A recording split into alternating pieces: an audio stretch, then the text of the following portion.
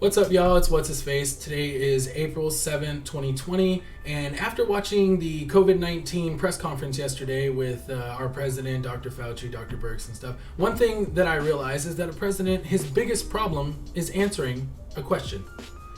He will dance around the question, pivot, deflect, so that's exactly what we're going to be taking a look at in today's video. You're watching Inspiring Inquiry.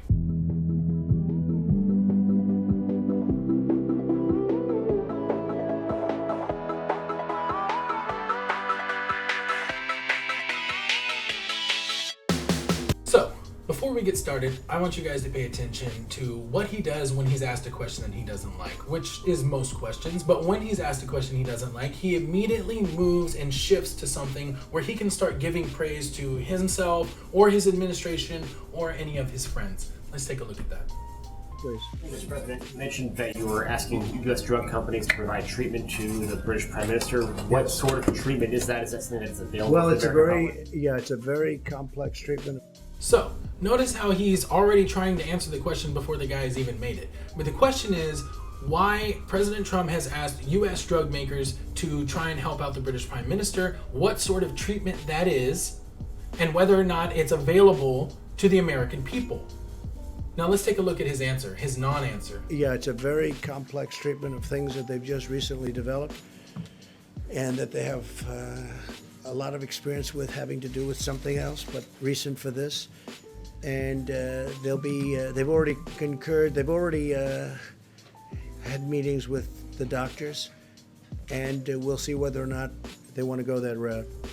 So, it's very complex, and the doctors are there in case they're needed, in case they want to go that route. Neither of which are an answer to the question that was asked. The question that was asked is, what is the procedure and is it available to the American people? I'll go ahead and save you from the rest of the answer because it's not an answer. He goes on to say that the doctors are wonderful, that the companies are wonderful, that Boris Johnson loves his country and he's a great, warm, strong leader, and that stuff is all great. But none of them are answers to our questions. We want answers to these questions. That's why they are being asked. Let's go ahead and take a look at some of the other questions that he didn't answer.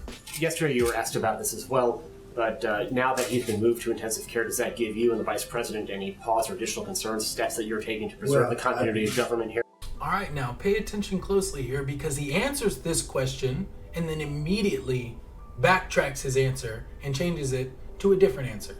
Pay attention. No, I don't think so. Mike had his test a couple of days ago. I had my test a couple of days ago.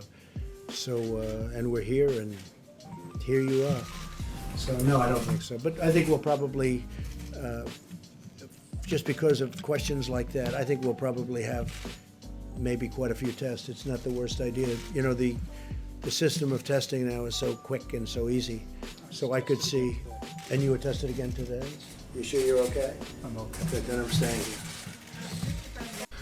Well, now it's time for the nasty questions, as President Trump likes to call them, when a reporter asks him when hospitals can expect to have a better turnaround time for testing than 1 week. Let's see how he handles this question.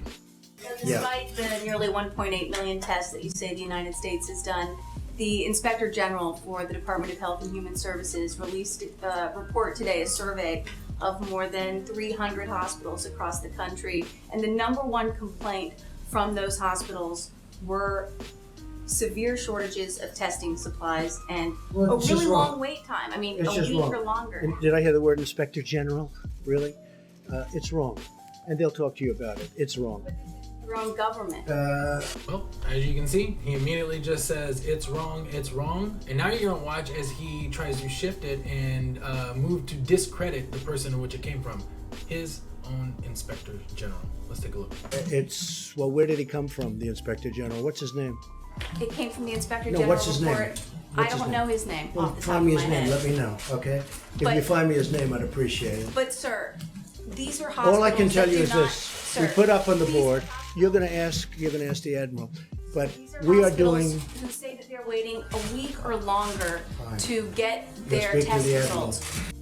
So once again, he's not answering the question. She's specifically asking why it's taking a week or longer and why these 300 hospitals are reporting that, why it's taking a week or longer to get the results back, and he keeps wanting to shift it to, we've done bigger, better testing than everyone else. Let's take a look at what else he has to say. Why But is we've it done still more taking so testing long? and had more results than any country anywhere in the world. They're doing an incredible job. Now they're all calling us. They want our testing.